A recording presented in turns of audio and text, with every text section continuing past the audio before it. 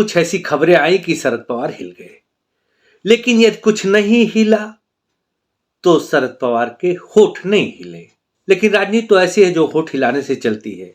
बहुत कुछ लूटते लूटते राजनीतिक सफर में शरद पवार और उद्धव गुट का बहुत कुछ लुट चुका है। चुनाव आयोग द्वारा दिए गए झटके से इनको कितना नुकसान पहुंचा है यह तो वक्त बताएगा। लेकिन फिलहाल अजीत पवार की जीत मानी जा रही है। तो क्या करेंगे अब शरद पवार या उनकी बेटी सुप्रिया सुले? नमस्कार, आप देख रहे हैं अपनी बात अनिल के साथ। मैं वीडियो में आगे बढ़ूं उससे पहले आप सभी से निवेदन है कि वीडियो को लाइक कर दें और मित्रगणों में शेयर कर दें और चैनल को सब्सक्राइब कर दें यदि अभी तक नहीं किया है तो।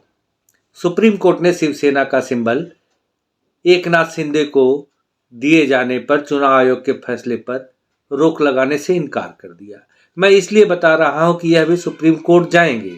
तो वही अब दूसरा मामला एनसीपी का होगा जो सुप्रीम कोर्ट जाएगा।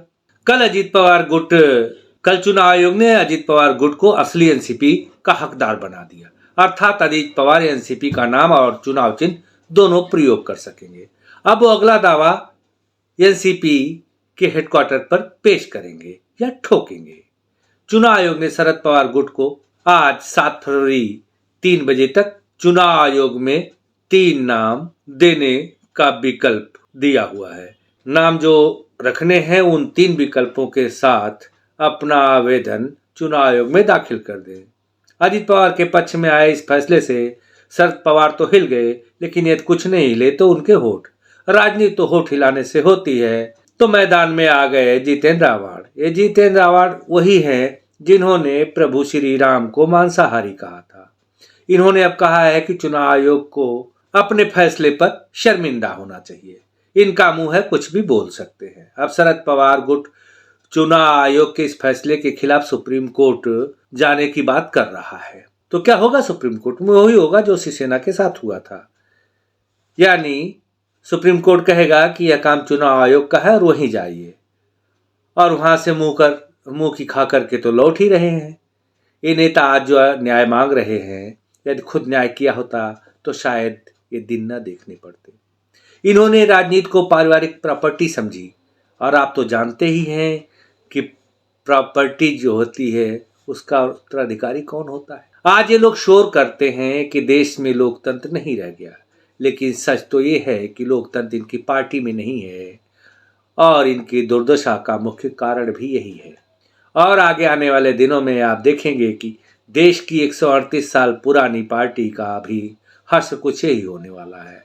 अब मैं ऐसा नहीं कह सकता कि यदि नहीं सुधरी तो इसका हाल ऐसा होगा, क्योंकि मैं इसमें सुधरने की कोई उम्मीद देखता ही नहीं। ये सुधरने वाली भी नहीं है। अगर कुछ होने वाली है तो बिखरने वाली है, लेकिन अब तो बिखरने के लिए भी बहुत कुछ नहीं बचा है। इसी महीने राज्यसभा की 56 सीटों के लिए चुनाव होना है, जिसमें 6 सीटें महाराष्ट्र की भी हैं। महाराष्ट्र में उद्धव पवार का गणित बिगाड़ दिया है उनकी महत्वाकांक्षाओं ने। इन 6 सीट में 3 बीजेपी के पास है जो जीत जाएगी।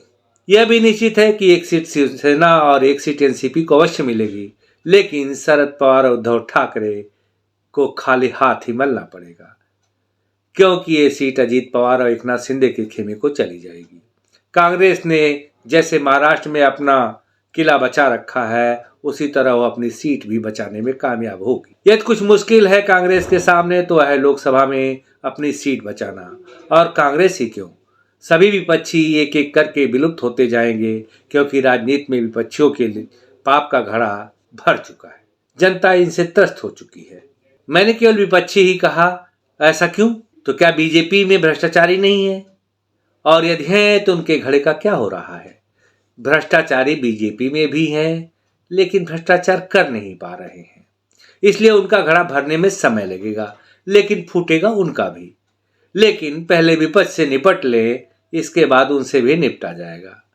देश में पहली बार ऐसा लगने लगा कि राजनीति को व्यापार समझने की भूल न करें वो छुटभइये नेता जो गली के गुंडागर्दी से सीधे माननीय बन जाते हैं।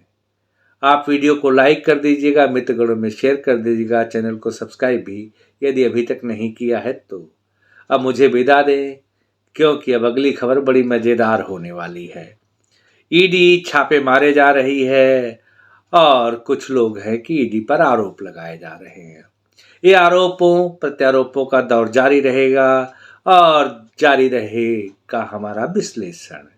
तो अभी के लिए इतना ही, मिलेंगे फिर अगली वीडियो में। तब तक के लिए नमस्कार, जय हिंद।